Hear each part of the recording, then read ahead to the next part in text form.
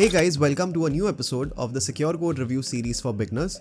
I'm Muqsit, and in this episode, we will be looking at a client-side vulnerability known as cross-site scripting or XSS. As we've already been doing, we'll see real-world examples of how to find this vulnerability in a secure code review assessment. We'll look at the source code, try to exploit this vulnerability, talk about the techniques and methodologies we need to have while we are doing a secure code review to find cross-site scripting vulnerabilities, and finally, we'll see how to fix this vulnerability. So let's take a look at the simple Python web application we've written, which we've implemented using Flask. This code is pretty straightforward. It takes a user-supplied input name and displays it on the page. This Python program introduces a cross-site scripting vulnerability. I want you to pause this video and look at the source code and try to identify how cross-site scripting vulnerability is being introduced.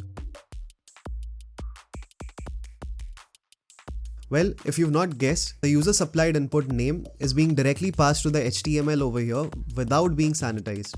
This introduces a cross-site scripting vulnerability. If the user-supplied input name is not passed in the GET request, the string world gets printed on the HTML by default. Now let's try to see how we can exploit this vulnerability. Let's first run this web application. So Python 3 XSS.py. Next, we go to our browser and access localhost at port 5000. We hit enter. We see that we get a hello world response in the HTML. Let's try to pass the name parameter and provide my name as a value inside it. So we see that my name gets printed in the HTML and it says hello Muqsit. So if I'm an attacker, I would try to see if HTML is being rendered inside this. So I type hello again in h1 tags.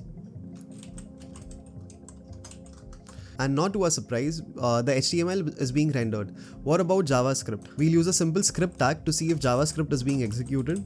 So script, and we alert the page saying XSS, and we close the tag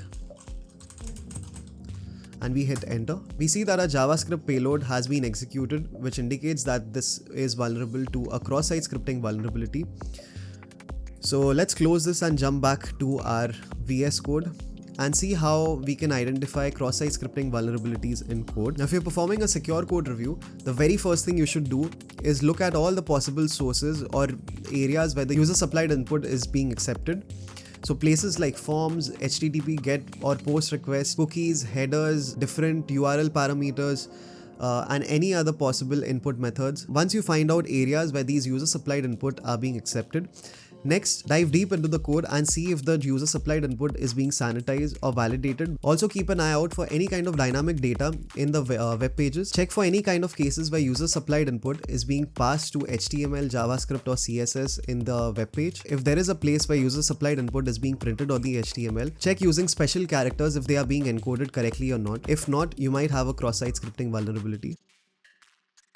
The only thing different in the source code that we have implemented line 11 over here, which is basically implementing the escape function from markup safe. We've sent the user supplied name parameter to the escape function over here, which will sanitize the user supplied input to an HTML safe sequence. Finally, instead of sending the name parameter directly to HTML, we've sent safe name, which is the sanitized user supplied input, into the HTML. So now let's try to run this application and see if we can exploit it. We use the same payload over here. We see that instead of rendering the HTML, it has just printed it after our name. So let's try to use the script payload which we used earlier.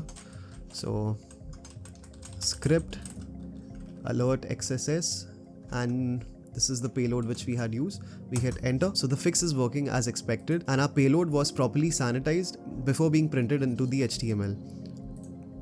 So if we look at the source code, we see that all the special characters were encoded by the escape function. So this brings us to the end of this video. If you've learned something, please drop a like on this video and make sure you subscribe to my channel and also hit the bell icon to not miss any videos in the future.